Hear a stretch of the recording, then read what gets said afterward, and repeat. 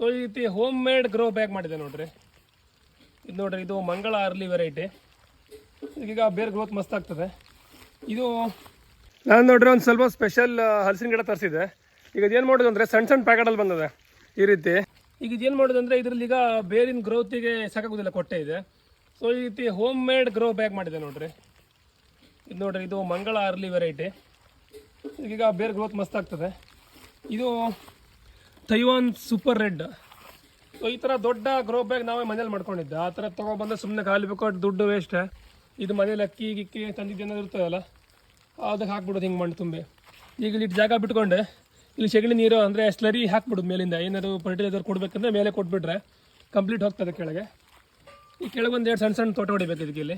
ಇದು ನೋಡ್ರಿ home made grow bag ನಂದು. ಇನ್ನೊಂದು 5 ಮಾಡಬೇಕಾ. ಈ ರೀತಿ ಮಾಡಿದ್ರೆ ಲಾಭ ಏನಂದರೆ 1 ರಿಂದ 2 ವರ್ಷದ ತನಕ ಆರಾಮ್ಸೆ ಮನೆ ಹತ್ರನೇ ಮೇಂಟೈನ್ ಮಾಡ್ಬೋದು ಈಸಿಯಾಗಿ. ತೋಟದಲ್ಲಿ ನೆಟ್ಕೊಂಡ್ರೆ ಹುಳ್ಗಿಲ್ಲಿ ಹೊಡಿಬೇಕಿದ್ರೆ ಕಟ್ಟಾಬಿಟ್ರೆ ಕಷ್ಟ, ಗಿಡ ಗೊತ್ತಾಗದೆ ಹೈಟ್ ಇರೋದಿಲ್ಲ ಹಾಗಾಗಿ. ಸೊ ಒಂದು ಸೈಜ್ ಬರೋ ತನಕ ಈ ಥರ ಮೇಂಟೈನ್ ಮಾಡೋದು ತುಂಬ ಈಸಿ ಮನೆ ಹತ್ರನೇ. ಹಾಗಾಗಿ ಈ ಜಾಗದಲ್ಲಿ ಪೂರ್ತಿ ಅದೇ ಪ್ಲ್ಯಾನ್, ಆರಾಮ್ಸೆ ಇಲ್ಲೇ ಮೇಂಟೈನ್ ಮಾಡಿಬಿಡೋದು ಎಲ್ಲ. ಆಮೇಲೆ ತೊಗೊಂಡು ನೆಡೋದು. ಇವತ್ತು ನೋಡ್ರಿ ಬರೀ 4 ಗಿಡ ಮಾಡಿದೆ ಅಷ್ಟೇ, ಜಾಸ್ತಿ ಆಗಲಿಲ್ಲ. ಇಲ್ಲೊಂದು 3 ಪೆಂಡಿಂಗ್ ಉಂಟು, ನೆಕ್ಸ್ಟ್ ಮಾಡಬೇಕಿದೆಲ್ಲ.